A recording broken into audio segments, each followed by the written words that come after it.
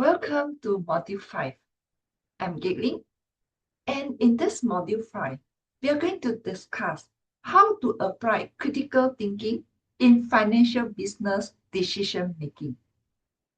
By this stage, you already understand core concepts of critical thinking, and today we are going to shift into from knowing to doing. This module is designed to help you to bridge the gap between theory and real-world application.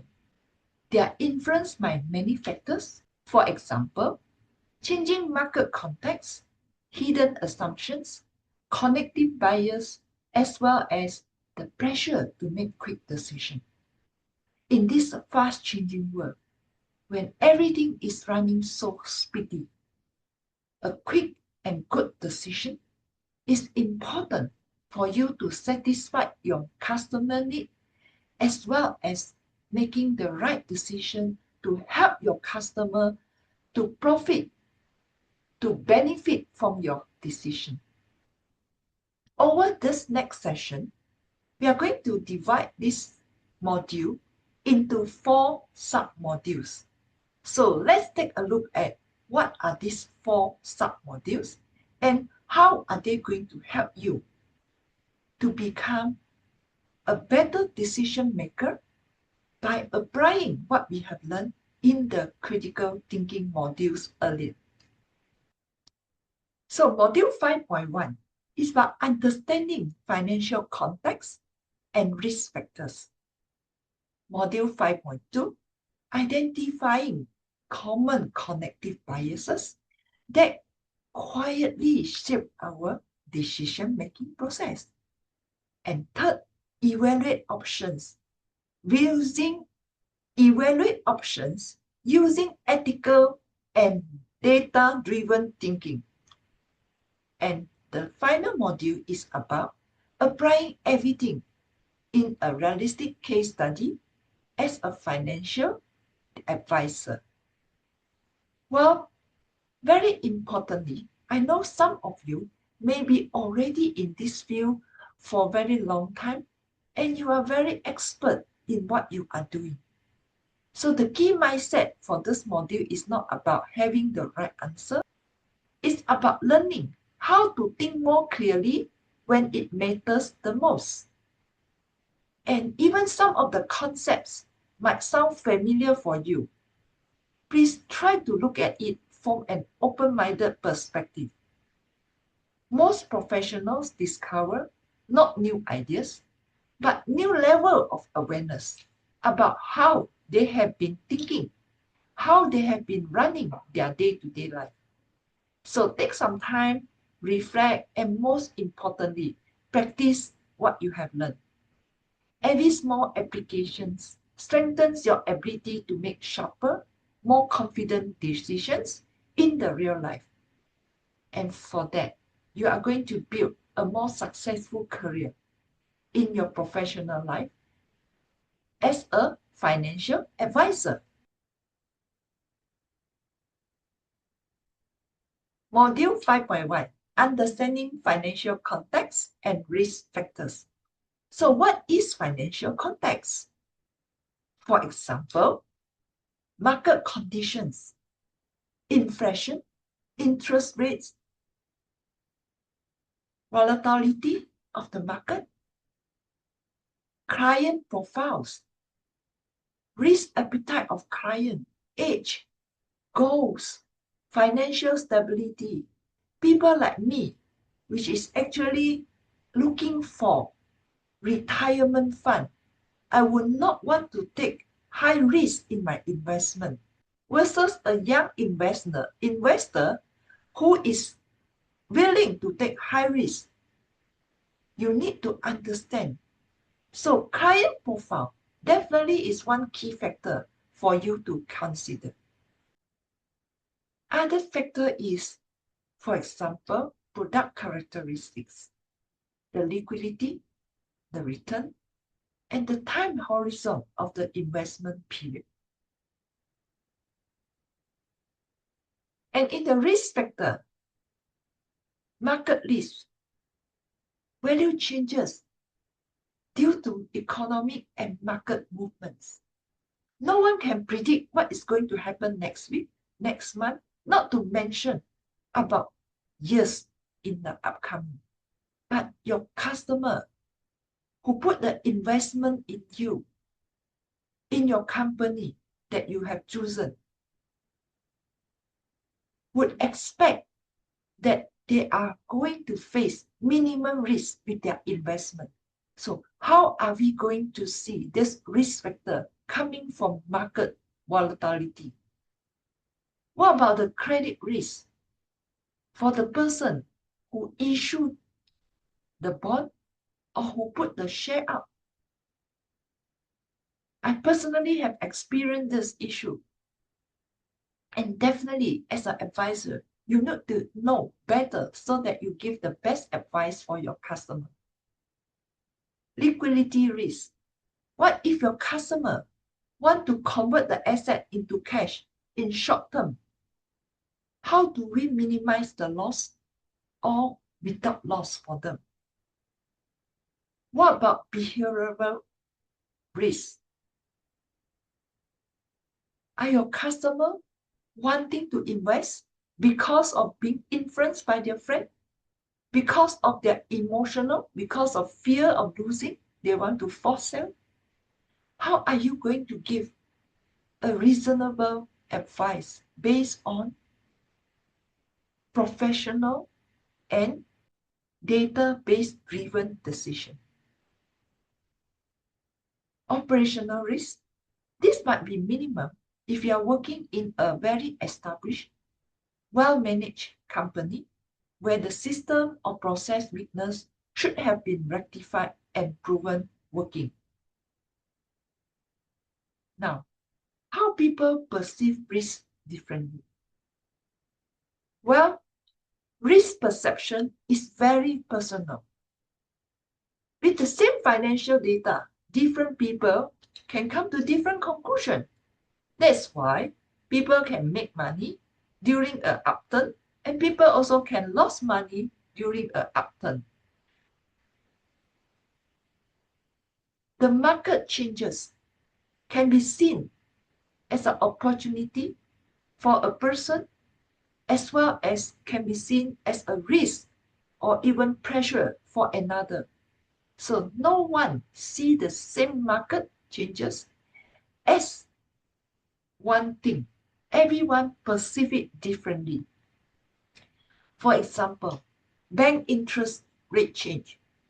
For a conservative investor, they will see this is an attraction because they will provide fixed, stable income. Whereas an aggressive investor who hold a large amount of stocks will feel worried, right? Because usually this also means the market situation is not going to get good. So you can see different kind of customer is going to perceive the same data with a different perspective. And how does it perception going to influence the profit or loss? Because the two advisors interpreting the risk differently, they are going to make different recommendations.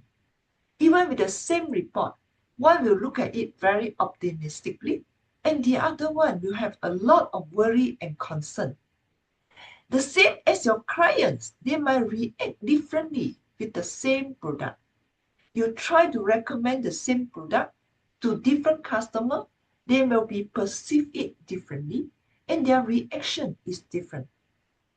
And the outcome is not only about the market, but is actually how we perceive the market.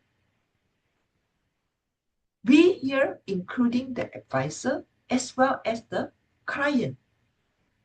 So putting all these potential context and risk factors together, how you as an advisor are going to do the right thing to recommend, to make the right recommendation to your customer so that it will make their investment to become a profitable rather than a loss. Of course, we know there is nothing as a sure gain invest. However, it is still you as an advisor need to provide the best advice based on your professional codes. And because of that, we need to identify what are the potential bias inside us that could influence how we perceive the data, how we perceive the market, so that we can give the best advice and recommendations to our customer. So let's move on to the next module, identifying cognitive bias in financial decision. So how cognitive bias could distort our risk interpretation? In the last few modules, we have discussed about decision making as well as the different kind of biases that exist. In this particular module, we are going to focus mainly in cognitive bias. So what could be potential bias that cause us to interpret the data differently? So, for example, key bias that we need to watch for is confirmation bias. It means that we are trying to seek data to reassure and support our opinion. We look for information that support our existing belief.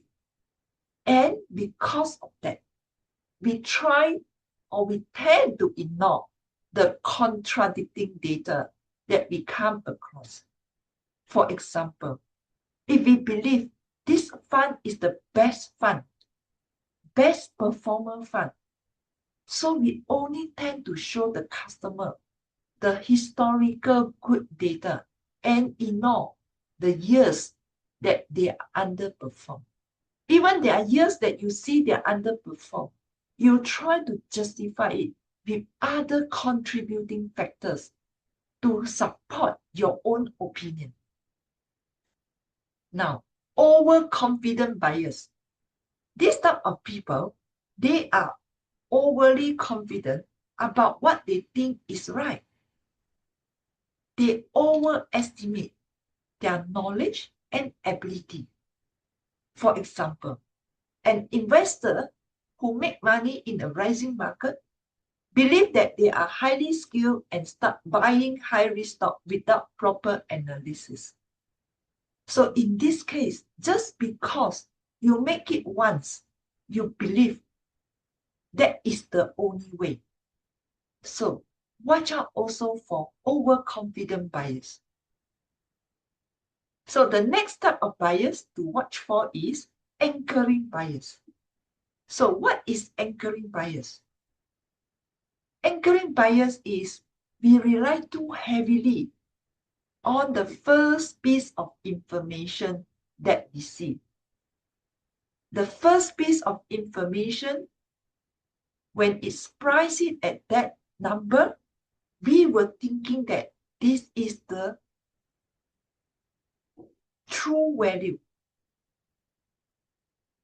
Maybe the number already is outdated. This was the market value when the product is launched. 1 year later today, this number still stuck here and anchoring your thinking process. But the actual market value has changed since then. Because of the anchoring bias, you ignore this information. The next bias is about loss aversion. Loss aversion. Fear of losing money is stronger than motivation to make money. Sometimes the client refuses to sell a declining stock because they don't want to realize the loss. Even though the foundation, fundamentally, the stock is deteriorating. And I personally have experienced this. Instead of a 40% loss, I end up with a complete loss. Number 5, herd mentality. Everyone is buying, so I should buy. Follow the crowd without thinking independently, without having any independent or logical analysis myself. Yes, because everyone said it should bounce back. Therefore, I also hold to it. So this herd mentality is really something also very damaging. Now, so it's not only everyone is buying, I should buy. Everyone is not selling, I shouldn't sell. So this is a herd mentality. Well, what could happen now? The same data could result in different decisions and different outcomes. The same data could end up with different decisions. And of course, different decisions will bring different results. And when cognitive bias influence the risk perception, what will happen is people interpret financial reports differently. Everyone have the same report, same facts, but we see it differently coming from our own bias.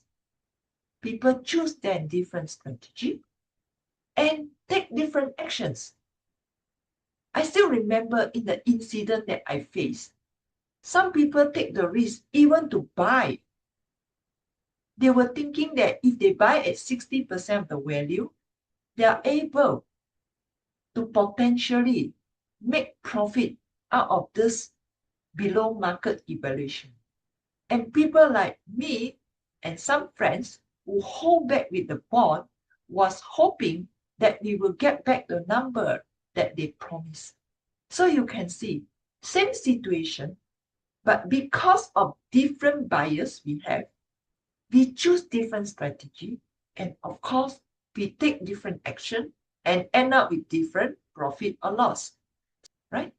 So those people who choose to sell it at 60% of the value, they make some money and they won't lose so much.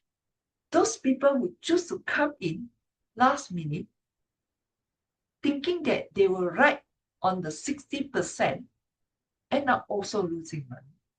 And people like us who were hoping not to lose, making a bigger loss.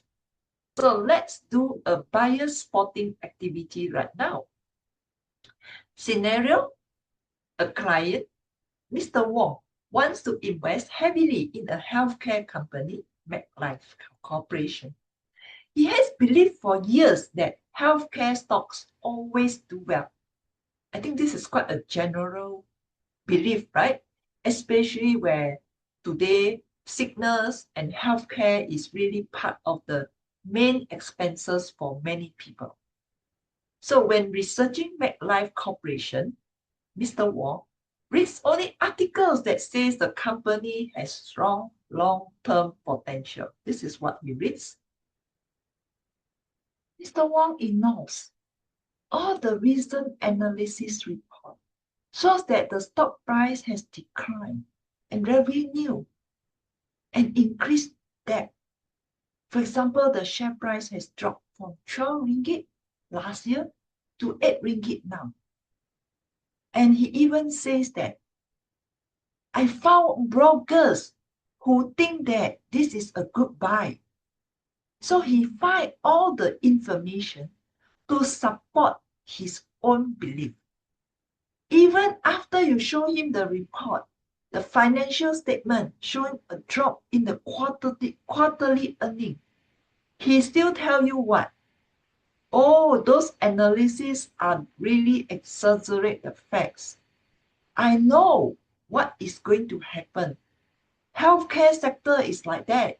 It will always bounce back. So, take a look at this case.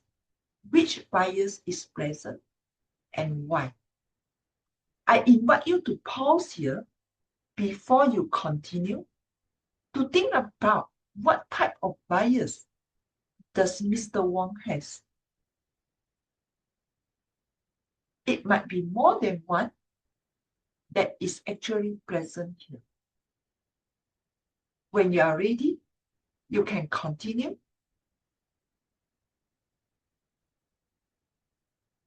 Now, as I mentioned, there are more than one type of bias, and we try to identify the primary bias here, which is the confirmation bias.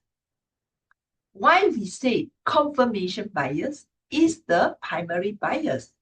Because Mr. Wong is only seeking information that what he believes to reassure him what he believes is correct. At the same time, he rejects any evidence that contradicting to his perception. He do not accept others' feedback, and he read only positive news. He ignore all the negative reports, and when you advise him, he will also dismiss your expert opinion because it is contradicting to his opinion. And of course, he also bring in the bloggers' support as a proof. And with this, it's showing that how strong confirmation bias can influence someone's perspective about the market data. And there exists also some secondary bias. So one of them is anchoring bias. Where does it appear? Mr. Wong keep mentioned MetLife was 12 ringgit last year. But it's clearly the market value now is 8 ringgit only. He still believes this is undervalued. This is his bias has reassured him by this anchoring effect of 12 ringgit. So in his mind, it should be 12 ringgit. So he's anchored by this whole price, assuming that the price must be the correct value. He doesn't care other financial report, other analysis, quarterly earning. He just remember 12 ringgit is the value. He fixed it. He fixed his mind on the historical price, as well as he used this outdated information as his own reference. And his assumption is based on the old high price. Maybe this is the price where his friend make money. So, and he didn't have an opportunity. So this thing stick here so strongly in his mind that this 12 ringgit is the magic number for him. Another secondary bias that could exist is overconfident bias. Mr. Wong appear as he has researched, he had read some article, and he know this stock better. Health stock is the right one. And I know this stock. And he even potentially believe the dip is just temporary. And even may be reinforced by his own belief pattern, by his own bias that this pattern is something normal. It's something happened before. It will bounce back. Because of his belief, he thinks that his judgment is superior and he overestimates. He's overconfident about the prediction on this stock. And because of this, he overconfident and he dismissed the rest of the report and data because he believed he will make money.